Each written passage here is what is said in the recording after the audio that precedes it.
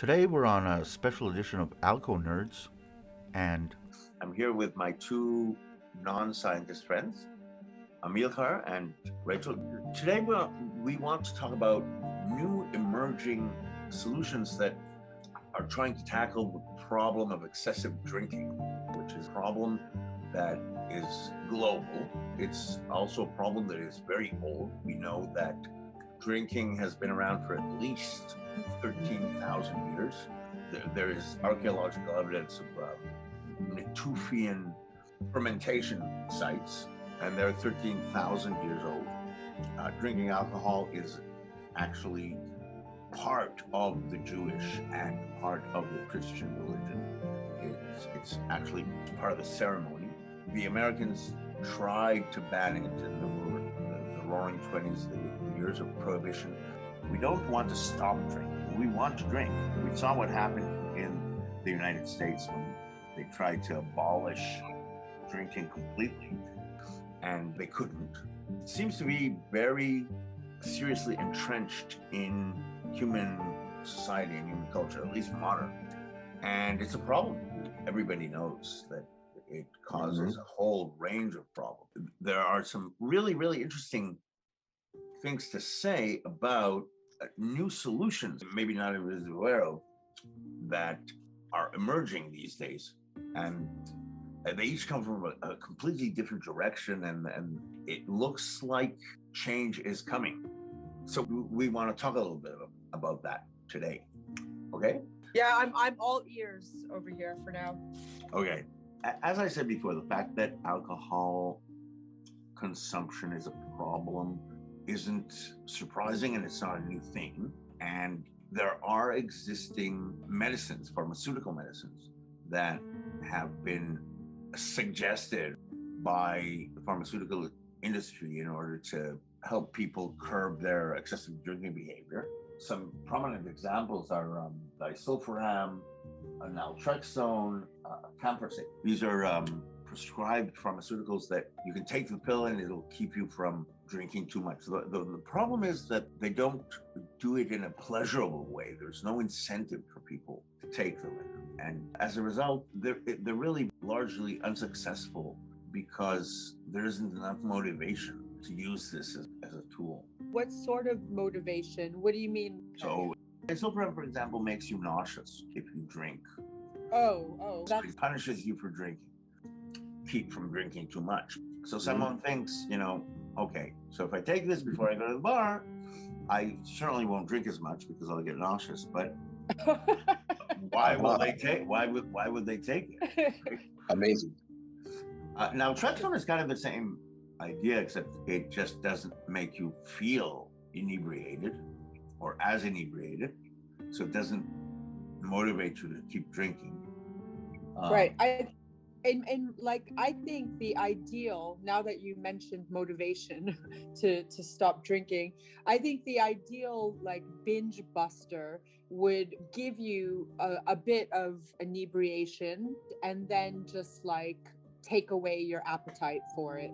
Right. So that you're describing MEAI, which is actually a molecule that I suggested for curbing binge behavior because it has those properties. It is a little bit pleasurable, but then it does something to the way your brain works to make your decision-making process different and prevents you from wanting more. It's currently being put through clinical trials through the FDA by a company called ClearMind Medicine that I work as an advisor for. So, just to be fully transparent, I'm not trying to advertise because I do want to cover the entire spectrum of solutions that are out there. And I think that most of the solutions will work to some extent, but I don't actually think that any one solution is sufficient to really make a substantial change, because alcohol is so old and so pervasive and so available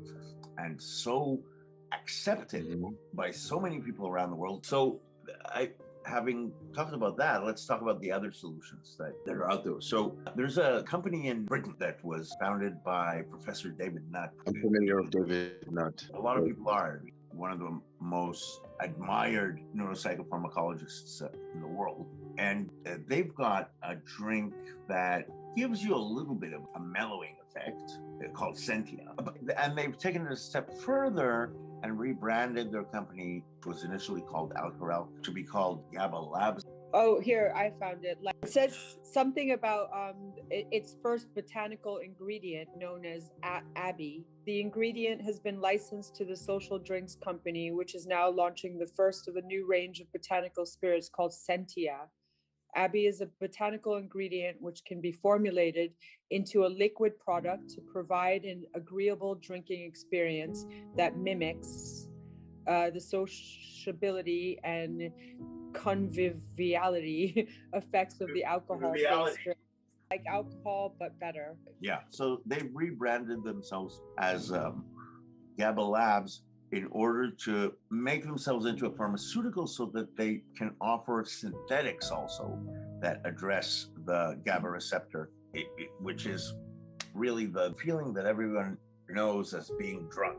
It's a soothing kind of mellowing effect that a lot of people, that's what they're looking for. Interesting. Yeah, but let's go back to the basics. We all know that humanity has a problem of excessive drinking. We live in a time of plenty. We have a lot of pressure in our lives. We want to escape from that pressure. And we have enough safety nets to get completely wasted. We can go and drink ourselves into oblivion without having to pay too much a price, more than a hangover, and maybe going to bed with the wrong person, or not finding the keys to your car. There are consequences, but they're not dire. Depends. They are dire in the long run, of course. So in order to get really, really drunk, you have to consume very large amounts of it, which has, over time, incrementally and gradually, it has deteriorating effect on your liver if you make a habit of it. And what companies like GABA Labs are saying is, let's find a chemical that gives the same effect, but from a neuropsychopharmacological point of view, but at dosages that are much less than what you would have to take in order to get drunk from alcohol. And a lot of people know that this is something that works because we know, for example, that GHB and GBL are really, really popular drugs in places where they're allowed and in places where they're not allowed. In most places they're not allowed, but they are really stronger forms of alcohol that 1/100th of the amount give you double the drunkenness of ethanol, which is the active component in alcoholic beverages. So that's an approach. There's an inherent problem with that approach when you try to solve the craving for alcohol by innervating the GABA pathways in the brain. You run the risk of over-innervating because people are going to drink in conjunction with whatever solution you're going to offer. They're going to continue to take benzodiazepines, which also agonize the GABA receptors. When you add more and more compounds or active agents that work on the same subsystem in the brain, you overload that subsystem.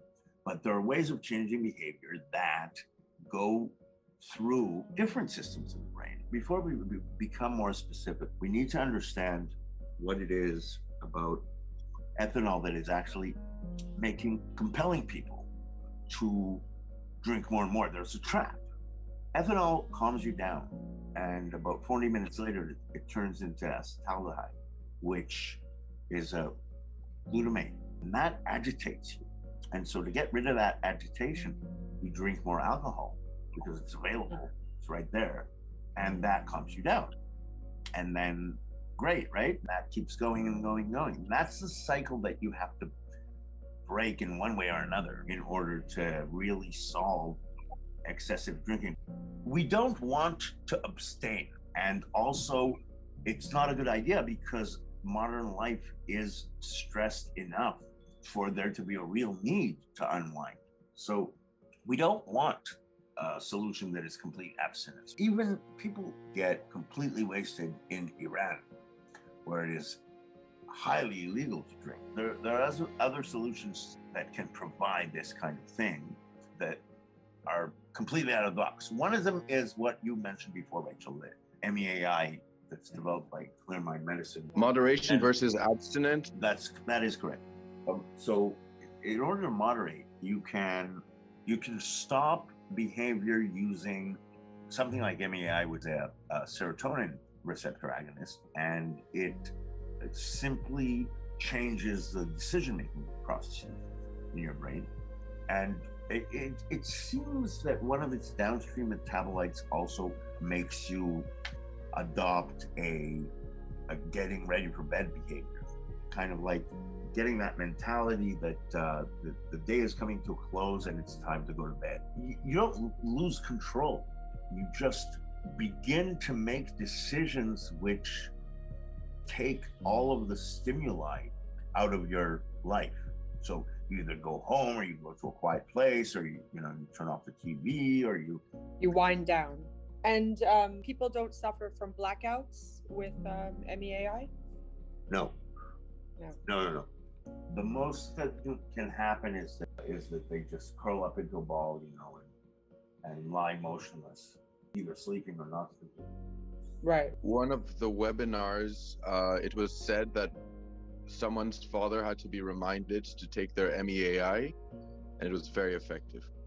What I mean by effective is it changed the relationship between daughter and father for the positive, a relationship which was not existent before that. So another interesting aspect of moderation is that people often they drink in order to let things get wild, and you need what they call a designated driver or responsible adult. And today cellular phones can offer you that thing that really has an influence on your behavior that doesn't get drunk.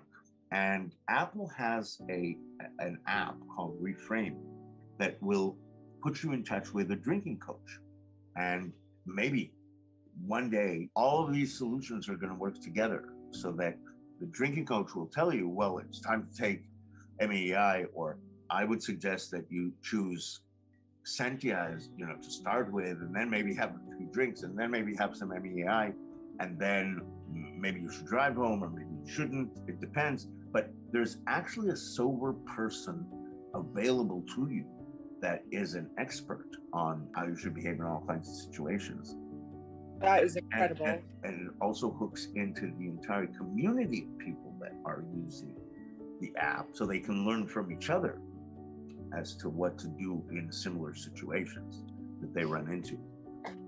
So you get this synergistic bang from people pooling their problems and solutions into one big knowledge base, which is called an online community. But that is, unfortunately, at this moment, still a dream. I hope it's going to happen fast. It looks like the change in the future is approaching rapidly. So there's a lot to look forward to. What do you think? Definitely. I mean, it seems enticing to me, and I don't even have a serious drinking problem. I would say I have like a minor drinking problem, and I'm even enticed by the Sentia drink, Sentia Red. It's 30 pounds a bottle. It seems, I mean, I might order one. Yeah, go for it.